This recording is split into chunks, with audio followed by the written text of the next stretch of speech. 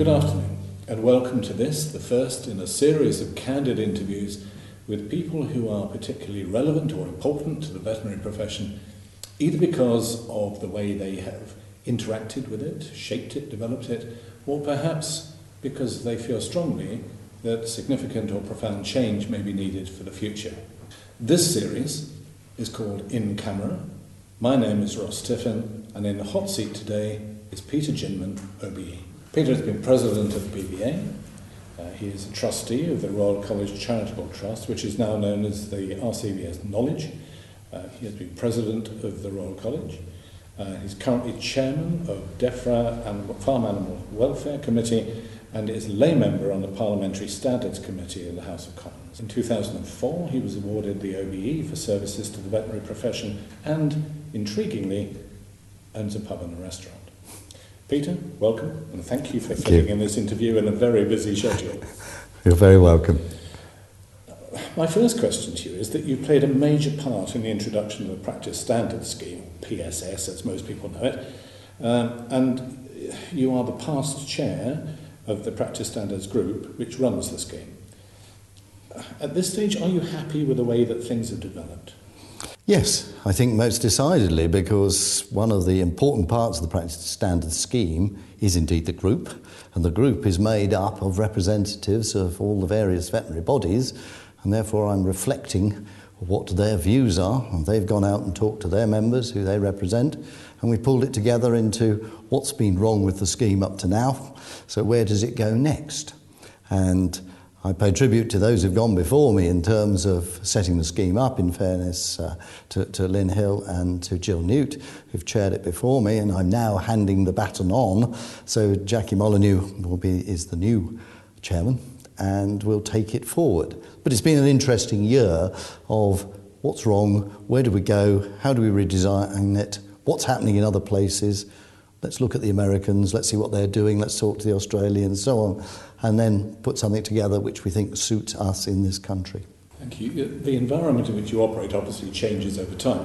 Absolutely. Has the scheme developed in the way that you thought it would? Yes, I think it has. You may also be aware that I'm involved in the Red Tractor Farm Assurance Scheme, so I've been involved in assurance ideas for a little while, and it's always good to look outside of our own profession. We can sometimes, perhaps rightly, be accused of being rather inward-looking, and therefore taking on board ideas from others, looking how they deal with it, how they certify, how they assure where the problems are, and they happen, how you deal with them, has been very useful.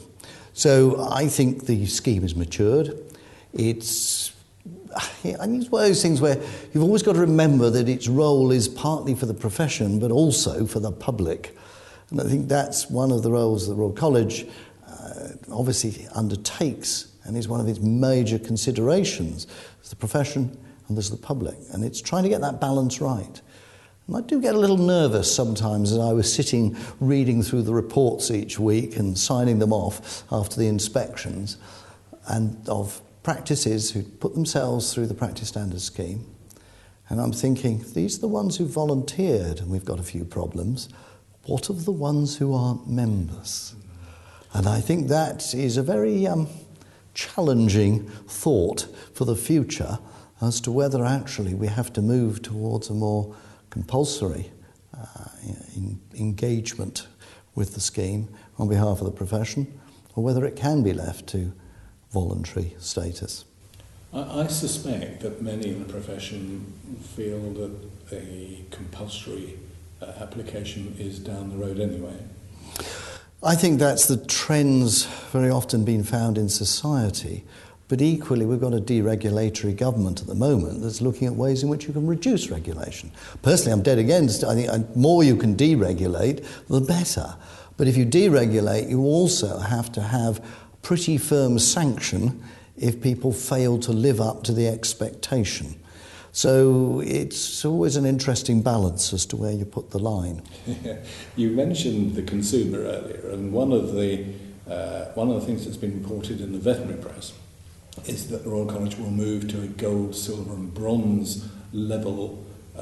Is there a risk that the consumer will see this as some hierarchical division? Yes, I think there is, and I think that was one of the reasons it was originally rejected many years ago when the scheme started. And I will admit to a certain amount of surprise that this was something which came forward from the group, was endorsed by the group. In other words, it had gone out, talked to their members, and they'd said yes. So that's an example of where we're reflecting what is expected, wanted, meeting a need. And I think part of that is that many of the practices today aspire to do better. And they see this as a way in which they can do so. There's a ladder that they can climb. There's a target they can set. And I think one of the key drivers here is the practice managers, the Practice Managers Association. Suddenly having a group of people who say, we want to do better, we want to aspire to greater things, is really quite interesting. Whereas sometimes the veterinary surgeons perhaps are rather keen on concentrating on the animal, which is their job, but the peripheral bureaucracy of business is one which they're very happy to leave to others until they start telling them what to do, and then they start to get a little bit, why do we need this? Well, as I say, that seems to be a case at the moment of aspiration, of trying to make practices work better for all who work in it and all who work with it and all who receive the benefits of it. For me, that makes lots of sense. And I think the idea from the consumer's point of view, the idea of a benchmark, a quality mark, is very desirable. We live in a world of TripAdvisor and Amazon where people look for some kind of recognition of levels of standard. Part of the problem, I think, is that the professional veterinary post-nominal system is arcane, it's not understood by consumers, it's not always understood by veterinary sections either. But are there ways in which we can improve the way that the public sees the practice standard scheme? Because resources being limited, it would be fair to say that Royal College hasn't managed perhaps to get all of that across to the public yet as much as it could. I accept exactly what you're saying, but we talked to some people who are involved in marketing and said to them exactly that, and they said, well, how big is your budget? And when we said, well, actually, with the money put aside at the moment from the scheme, it's self-funding, it has to be self-funding, so whatever we charge the practices to do it and inspect it and everything else comes out of it, we had a budget of 25,000. Well, when the marketing company had stopped laughing, they said, well, if you'd said to us 5 million, we might have been able to do something for you. In other words, it's a question of scale. So it's then down to whether the college is responsible for doing it or whether the practices themselves should take on ownership. Again, I come back to perhaps the society of today where we're all being urged to take more control of our own lives and have less regulation. I think this is a good example, again, of saying, if you are proud of being a member, tell the world. People say, well, every practice in the town are members. What's the advantage? Well, that's making the assumption that it is totally a marketing advantage by belonging. In fact, what we're really finding is that it's very often means the practice runs better. And I think one piece of evidence we've got at the moment is that people looking for employment, vets looking for employment, do look to see if it's a practice standard practice that they're applying to. And the same is now true with the nurses, because they have a sense that here's a practice that really cares, that has an interest in how it runs its business. So it's more, sometimes it's perhaps more inward than outward facing. You mentioned kind of the first job for recent graduates and where they look for information about practices. And the Royal College recently commissioned a survey that looked at how long it took new graduates to get a job within the profession. And I think that the survey suggested that in this case we're looking at something like 6 months for people to be an average of 6 months for people to get their first job. That figure is slightly worse than it was perhaps in 2008, and I would contend probably very much worse than it was perhaps when you qualified. Well, certainly when I left university, the idea that I would maybe not get a job for some time didn't cross my mind. Things have moved on enormously, not always in a comfortable way. So do you see the prospects, the employment prospects for new graduates as being good at the moment or not as good as they were? How do you view that? I think you have to have some sense of history on these. You commented about when I qualified. Right, when I qualified, yes. I went into a market where I could walk in the door and say what I would hope I get paid and so on, because people were in need of assistance. 2 years later, the whole economy had changed.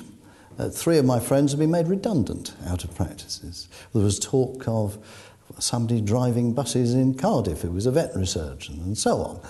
So we're not immune to the ways of the employment market, we're not immune to recession, we're not immune to the changes in the economy at large and the whims and the natures of the population with regard to their choice of favourite animal, choice of behaviour. Now, what we have seen in recent years, of course, is an increase in number of veterinary schools. We have had this liberalisation of the criteria for being able to set up a veterinary school. That assuming you can get people with a certain calibre of A-level and there's money available, some of the universities are saying we'd like to have a veterinary school. I have not the slightest doubt at the moment, from what I hear, that the Welsh would be very keen to have their own veterinary school. And indeed, if it can be found, the money for it, then there are people out there who will be suitably qualified and who will therefore jump the hurdle of being able to get into a vet school. Now, whether there be jobs for them at the end of it seems to have become less of a differentiation or a qualifying criteria. The days gone by when we had the quinquennial review, we tried to match what we deemed was likely as the workload requirement, the numbers of people to meet the requirements. We matched that against the universities. That's gone. And if you look at the profession now, it's a sort of pyramid in terms of numbers, where we have at the top end the demographic of we who are getting a little longer in the tooth and grey of beard, etc. And we are in the smaller numbers, because in my day 200-300 qualified. Well, now we're looking at 700 or 800 qualifying. And by the time that Surrey comes online and the bigger throughputs through the existing colleges, we'll probably be up in the 800, 900. Have we got jobs for them? Should we have jobs for them? Is this now just an education or a vocation? What is the aim of society, Parliament, government, in terms of this liberalisation, this ability to set up more universities?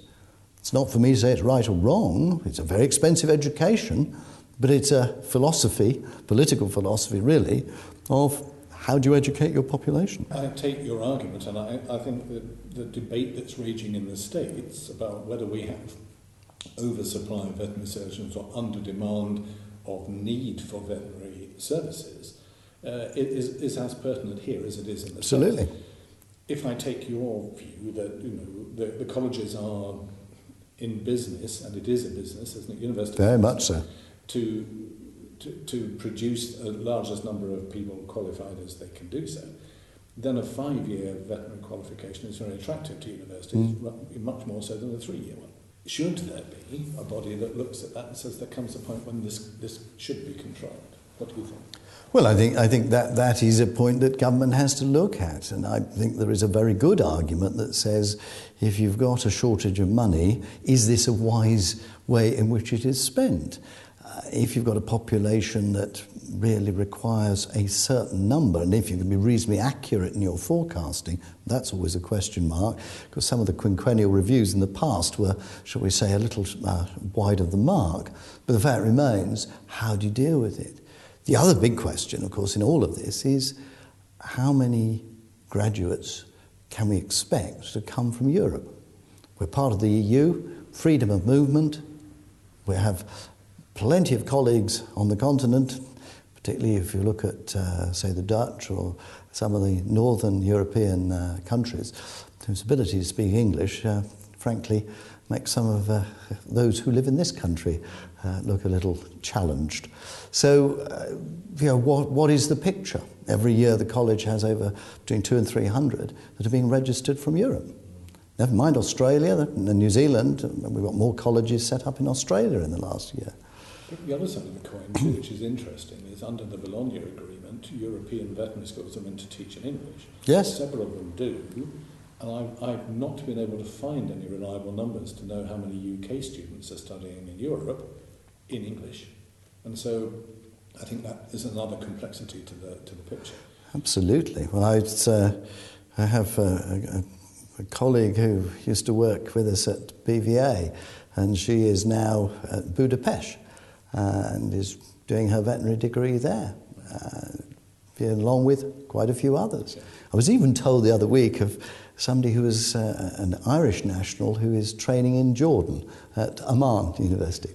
Now, admittedly, that will be outside of the EU, clearly, although Jordan was looking at how it could join at one stage.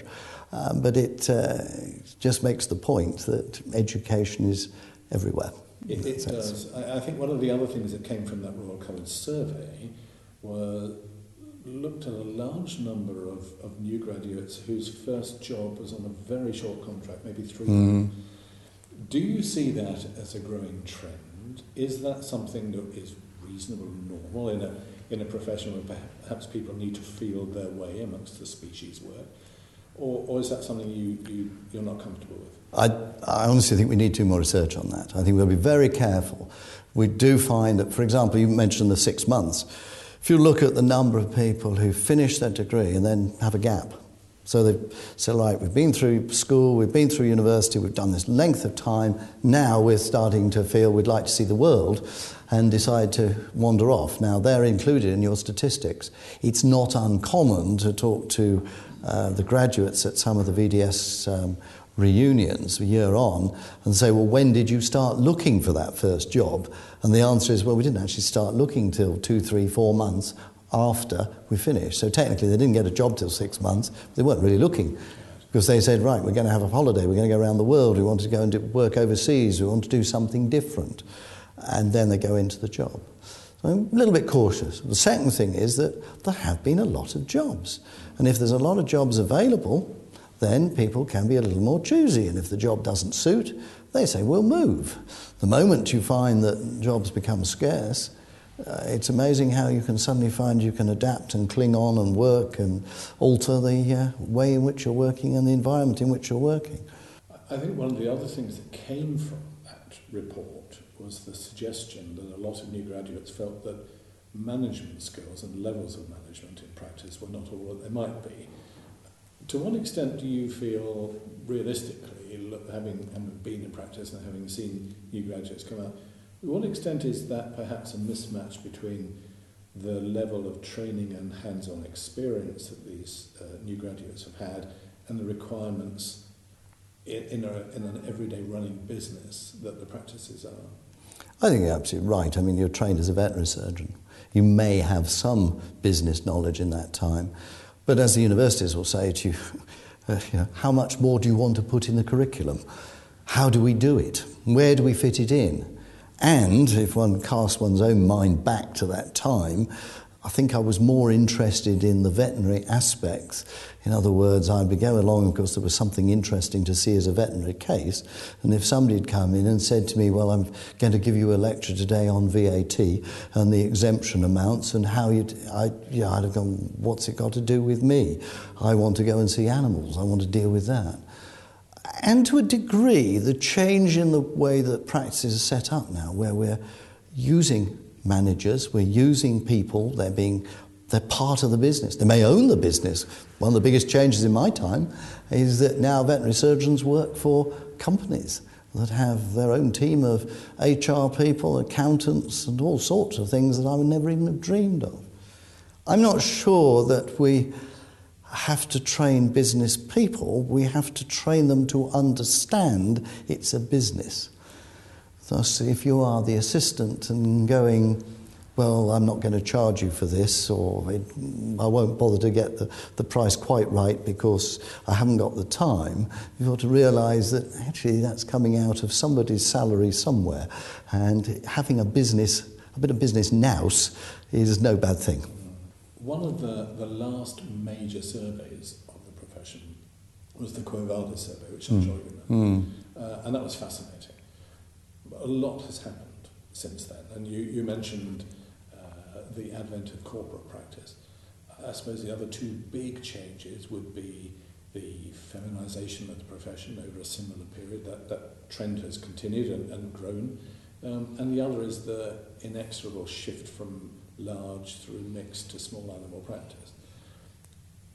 What do you see? There's a huge $24,000 question. What do you see for the next 20 odd years?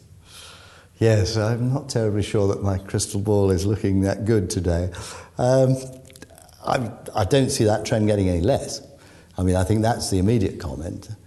I think we will see this increase in women within the profession, but I think we're also learning that men are starting to say, I'm not sure I want to work those hours, and maybe women have got it right. They're much more aware of the rest of life sometimes. So the part-time working, the shorter working week, actually for vets to understand there are things called the working time regulations and they apply in this country has become a bit of a novelty and a heck of a shock to some. And frankly, when that really does bite, people will start to remodel businesses because some of them just are not viable. Really difficult, and I accept that. It's not going to be an easy transition, but we've got legislation that's been on the books for rather more years than I care to think about, and we've rather tended to go, oh, I'm sure it doesn't apply to us. Very good as a profession on occasion of deciding which laws apply to us and which don't, and I think this is one where fundamentally it's something which is going to remodel the way in which we work. Beyond that point, the massive change in large animal practice. You've talked about the change from large animal to small animal. Yeah, I accept that. But look at how large animal practice has changed, how farm practice has changed. We've got fewer practices and interesting divisions of labour within them. One of the big things that will be the growth of paraprofessionals. We'll start to see more people with their own skill sets being used. So I think the medical profession has already shown the way forward on that. And I think that will happen, and I think we'll see exemptions coming in place under the Veterinary Surgeons Act, or indeed they may not require it, but we'll start to realise there are people who can help us do the job better, and being a little more willing to share that will be helpful. I think there's another very big question when you talk 20 years, because we're looking at how we're going to produce the amount of food we need for a population. Now, how long can we allow the pet population to consume that food is going to become a really interesting point. At what point will there be a sense of the multi-pet household being acceptable? Will there be some limitation that will come in? Will there be some licensing process? But then the value of an animal will probably rise, and therefore the veterinary profession would be very much called into play. We'll be able to do more for animals. That's increasing all the time. But can people afford what we can do? That's the big question now. Wonderful stuff that can be done. Couldn't have dreamt of it when I qualified.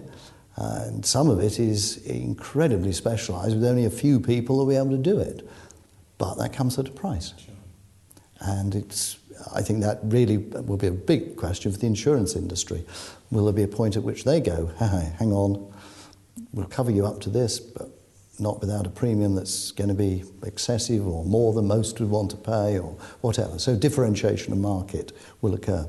I think pick up your point on insurance, one of the things that worries me looking forward is that the relationship between insurers and the profession hasn't always been as good as it could have been, and it would be a great shame if that were to deteriorate even further. So that's my own personal concern. If you look forward, is there one thing above anything else that worries you? I think what I would be most concerned about was if the profession lost its professional status. And by that I mean that providing the right advice and not the most cost-effective to the business rather than the cost-effective to the client. And I see signs on occasions where I think the commercial driver, the commercial imperative, is starting to become a little too strong. So getting that, retaining that professional position of independence, I think is vital.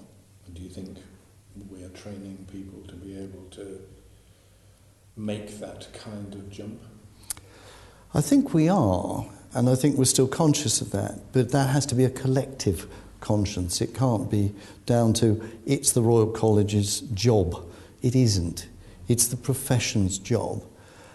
And particularly where you've got the fact that, of course, that the college can only regulate vets. It can't regulate businesses. Well, if the businesses are owned by other people who have very different drivers, very often very much more commercial ones, then it's the role of the vet to remain the arbitrator of that and to ensure that they are the guardian of the well-being of the animal and are mindful of that. Yes, it's against a commercial backdrop, I'm not suggesting anything else, but I still think we have to be very careful we don't swing the pendulum too far the other way. That's intriguing. My last question is slightly more flip. I was reading the other day that John Betjeman, before he died, having had a stroke and a heart attack and suffering from Parkinson's disease, which is very much in the news today, he was asked if he had any regrets for his career. And his answer was, after a short period of thought, was that he didn't feel he'd had enough sex. Now, if I move on very quickly and don't ask you any direct comparison, do you have any regrets over your career? I think that's an extraordinarily difficult question. I really do. Do I have any regrets? Well, I can think of events, and I'm sure every veterinary surgeon will think of cases which they wish they'd done better, or, oh gosh, that was embarrassing. I mean, we've all done it, we've all got it wrong. I mean, being able to put your hand up and say, yeah, I've done that, I've got it wrong, has been rather important. And my position has always been one of, as I was described by one chief veterinary officer once, as he said, I want you on this committee because you have mud on your boots. And I'd rather come to everything with that point of view, that I'll have probably made most of the mistakes on the way. So I suppose I honestly find it difficult to think of a regret other than the fact that perhaps I've stopped practicing at the moment. I thoroughly enjoyed being in practice full time. My perhaps one regret in a way was the amount of time I spent away from my family. That being in practice and on duty meant that my children growing up, it seemed to happen. And if I talked to them, they were saying, well, Dad, you were always on call, you were always out, you were always doing veterinary work. It is a vocation, and in being a vocation, one was always tied into that. So perhaps there's a little bit of a, oops, I didn't get the balance quite right. Now I have this rather nice position of not having to worry quite so much at night. The phone goes, I'm not thinking, am I going to get called out? But I almost now miss that particular event. Peter, I suspect your comments will be echoed everywhere within the profession. As always, it's a joy to talk to you. Thank you so much. Thank you very much.